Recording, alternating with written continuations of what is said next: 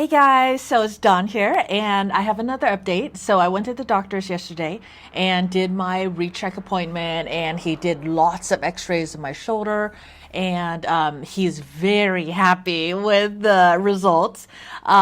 He says I'm healing great, and there should be nothing else stopping us from our next surgery.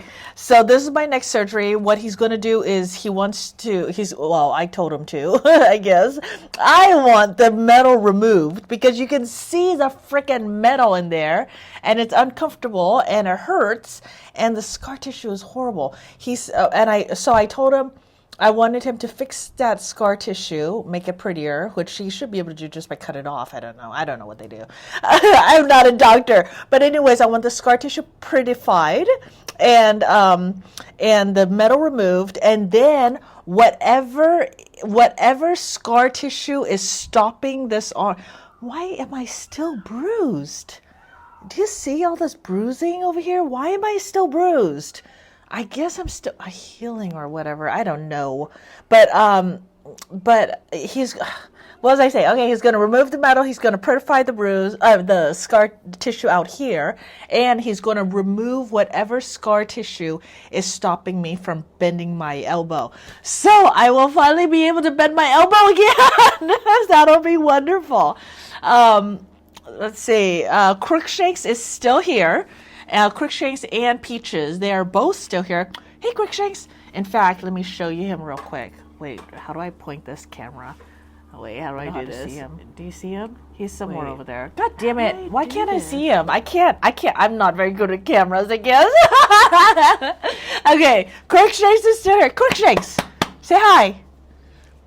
Ah! So he won't say hi. Okay, and who else is here? Cal. Where's Cal? Cal, come here. Come here, Cal. Oh, did you hear him? That was Crookshanks meow. Cal, come here.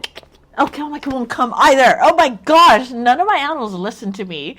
Cal's still here, and Crookshanks and Cal are about 2 feet apart right now. So Crookshanks tolerates him, kind of like an older sibling tolerates a younger sibling, I guess.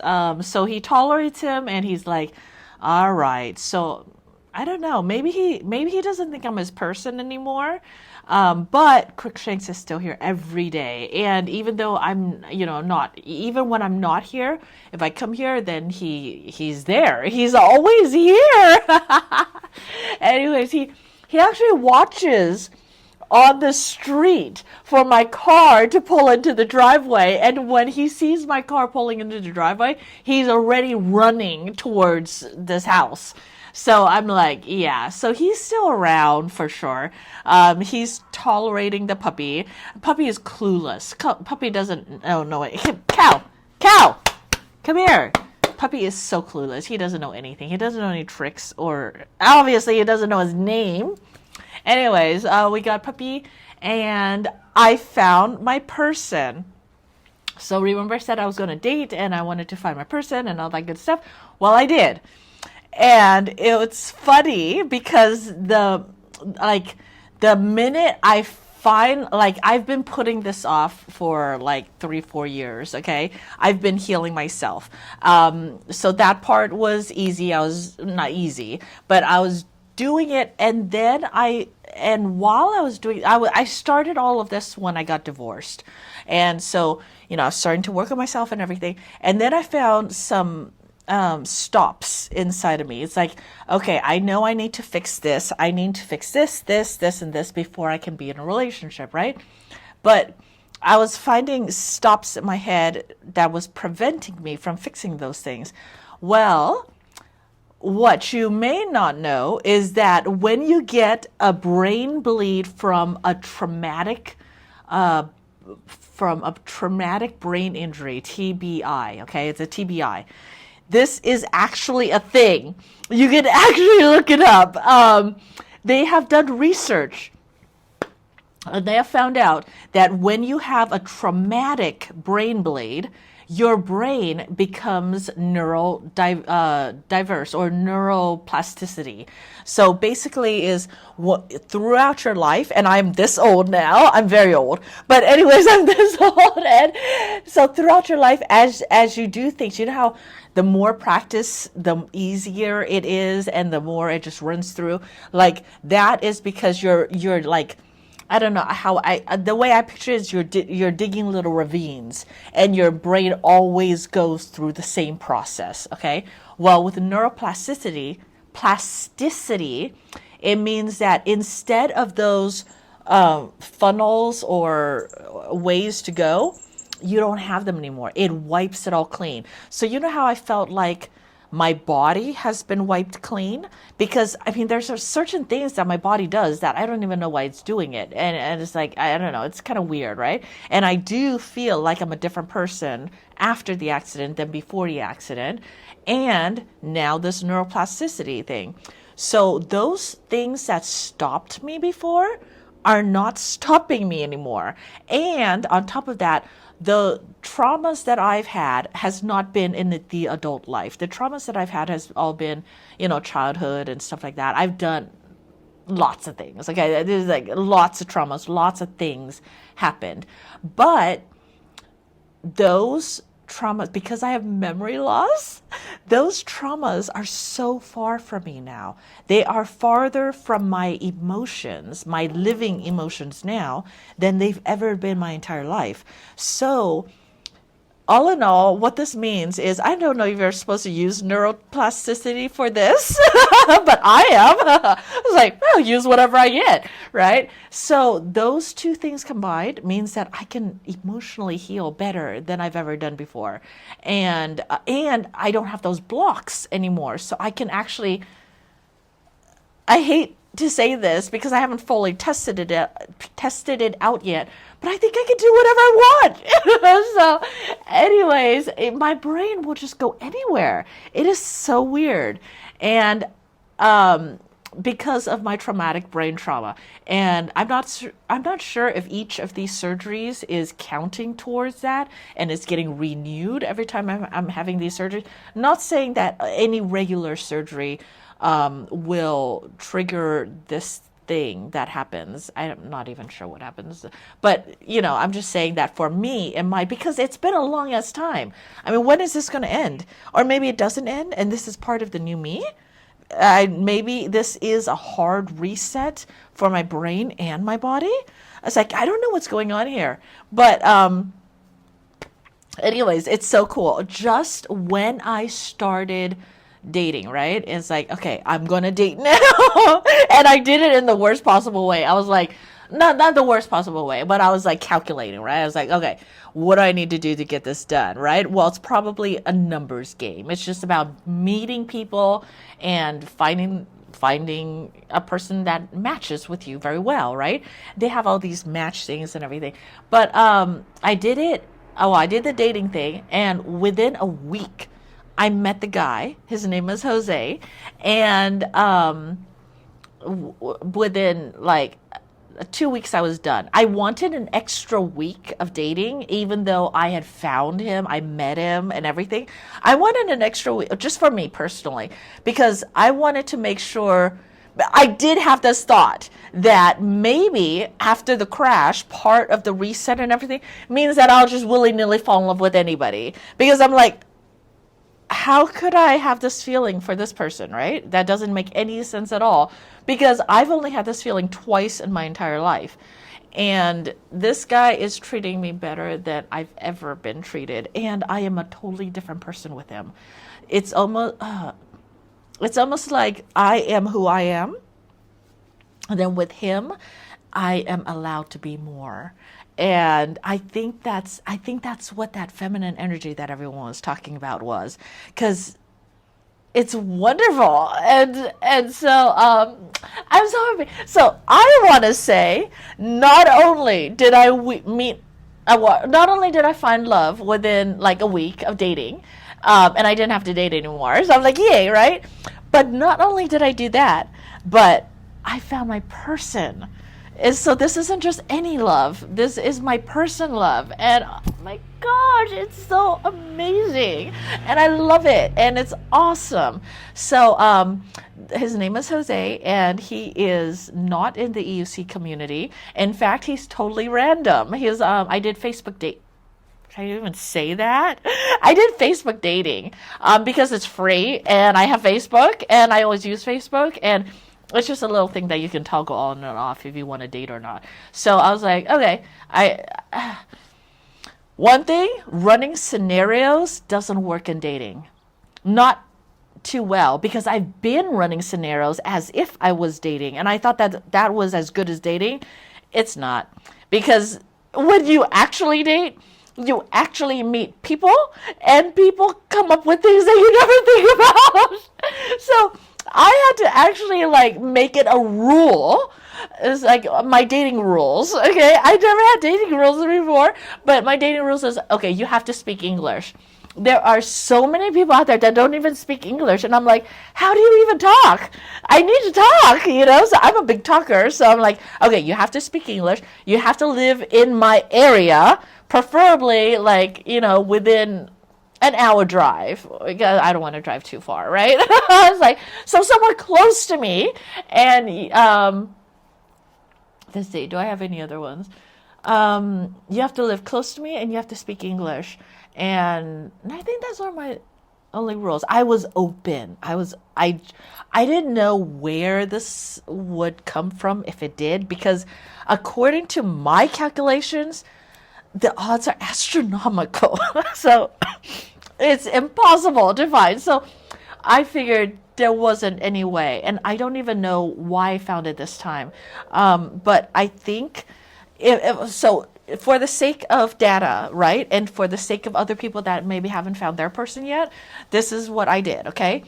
I addressed myself and my own issues, and then I died, and I changed everything, and I slowed down a lot, and I opened the doors to everybody, because I don't know where it's going to come from. And so I was going to be open to dating any race, any, not gender, no, guys. Okay, I only like guys, but or one guy, not guys, and I don't just randomly like guys. I was like, but between a guy and a girl, I'd rather have a guy. You know what I mean? So, anyways, and I picked myself. So I chose to rather be alone and search for my love, rather than to be in a relationship that I was already in. I didn't have to move. I didn't have to change. But I was like, yeah, you know, when I started this, I wanted to find love, so I'm going to do it. And I chose that instead. And that, I think, was a big part too. And then I just dated. And that was going to be hard too, because I don't go out. I am always in the house, or, you know, it's like, I don't meet people. So it's like, how am I supposed to date, right? But I was like, okay, so I can go out and go to lunch, and like, you know, just go to lunch, and all I need to do is meet them, because, well, I'm not talking about their frame of mind, but for my frame of mind, I just need to meet them and see what it's all about. So anyways, if that's too simple, I don't know what else to say. This was extremely simple. I think it was just a matter of divine timing too, if there is such a thing. I don't know if I believe all in the divine masculine, divine feminine, divine timing. All of that is being told on the Facebook Reels right now about love, and that is how I'm getting my information on how to date, because I don't have anyone else to tell me how to date, right? And I don't know where to learn all this stuff from. So I've just been watching Facebook Reels and, you know, following them. Facebook Reels, if it is telling you stuff like love yourself, believe yourself, trust yourself, fix yourself, but everything positive, you know, if it's something like that, you can, I haven't seen all the Facebook Reels. I see the ones that are tailored for me and show up on my Facebook. But I think Facebook Reels are a good thing. There are a few times I have seen something that I don't agree with, like the ones where they tell guys not to treat the woman so good, because then she'll get spoiled and always want to be treated that way, or so. Whatever reason they have for not treating a woman so good, I don't believe that. I know that people are telling me that I shouldn't so soon already be saying that not only did I find love, but I found my person. That is a very naive comment, right? But you know what? I feel it's true. And it's so soon to even state that now, but I'm stating it because it's true. And even if this doesn't last forever, this person will be a part of my life and will have all of my support and love. So, it's not a problem, to just decide that. And, oh, that was the other thing. It was a choice. I didn't think that love was a choice. You know how they say when you fall in love and stuff like that? It doesn't sound like it's a choice.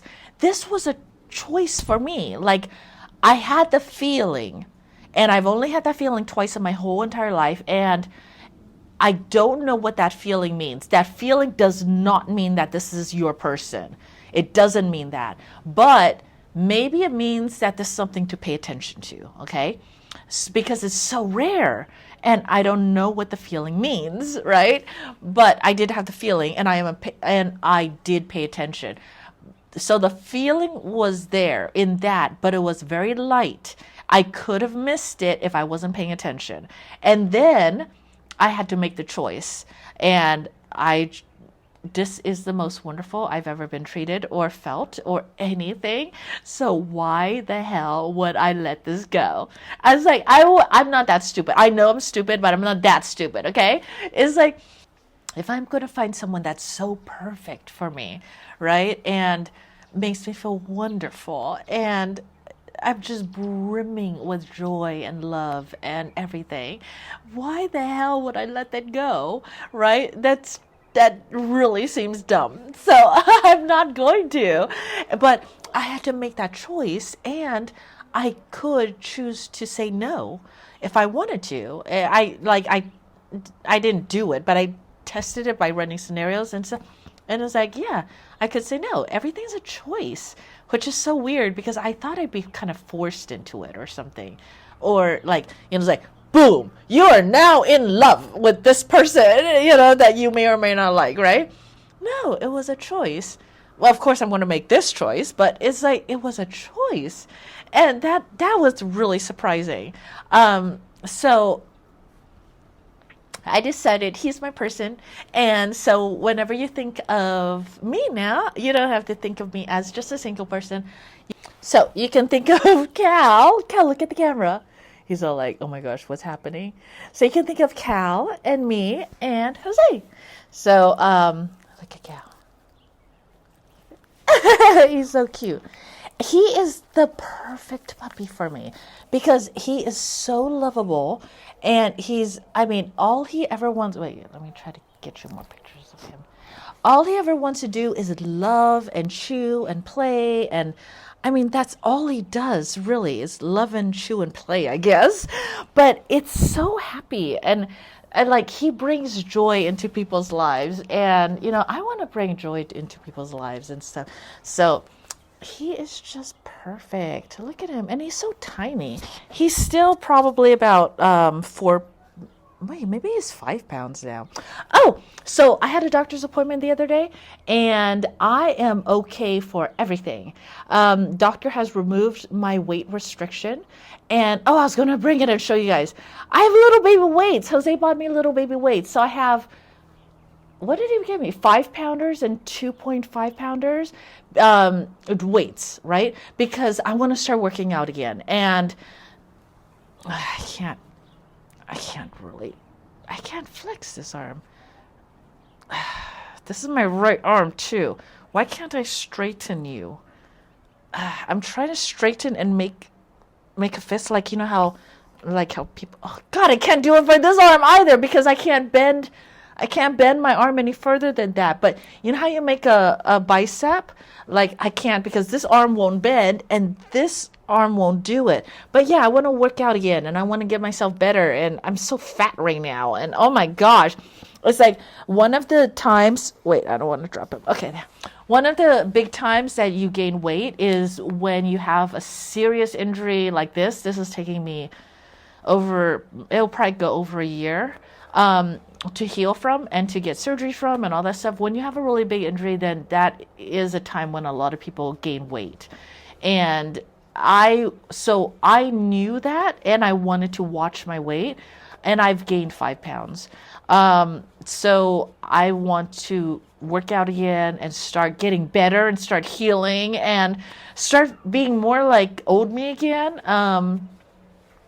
And, you know, I don't know, live life and stuff. So yeah, I'm going to start with the little 2.5 pound ones. Oh my gosh, you guys have to see this. This is so cute. Okay, so my little 2 pounders? It's not even 2.5. Okay, so here's my little 2 pounder, and here is my 5 pounder. And then of course I have 15 pounds. So I can do this a little bit. Yeah, even if I do this all day long, you know, just like shaking this weight around or something, it'll improve on my strength, it'll improve on my flexibility, and it'll get me back to my 15 pounder weight and stuff like that. And then I can use my pull-up bar and so I just want to do stuff because I need to burn calories. What the hell? I'm like I'm not doing enough stuff right now. Anyways, so the next thing that'll happen is the CT scan on this elbow to see if it is healed enough for surgery. Oh wait, I need to let the cow back out. I have no idea what I was talking about. But yeah, so next step will be my left elbow surgery. And I told my doctor that I wanted to do it this year, December of this year, before next year, because next year I wanted to heal and I wanted everything clean like that because I'm just OCD like that. But he's not sure if we can get it done by this year, by December. So it might run into January, but that's okay if it does, because I mean, one, we can't change it. And two, it's like, first he wants a CT scan, which is, I mean, we're already in December now. And that is, right now, they're even trying to figure out if he even ordered the surgery itself. So I'm trying to schedule the CT scan, but they won't schedule without the order for the CT scan. And they don't even know if he's ordered it yet. So, and I'm not sure if he wants me to do it at UCI or I can do it out here in Riverside or what. Is that? It's like so much stuff to think about. But I can't even schedule my, I don't know if I can do that or not. I do have to schedule for pre-surgical exams and stuff with my regular doctor and for them to clear me for the surgery. So I need to do that. I need to do the CT scan, get all of that cleared, bypass Christmas somehow, right? Then there's the holidays coming up and lots of people are gone for the holidays and stuff like that. And he said that the UCI is affected by the holiday schedule as well. And so maybe it's best that I wait until January. And then in January, then I get this done and then I can start really work. Well, then I have to heal from that surgery and then I should be fine. But all right, let me give you some room here. Okay, so update on my shoulder. I can move up to here. It's hurting in my, it's hurting right in my shoulder.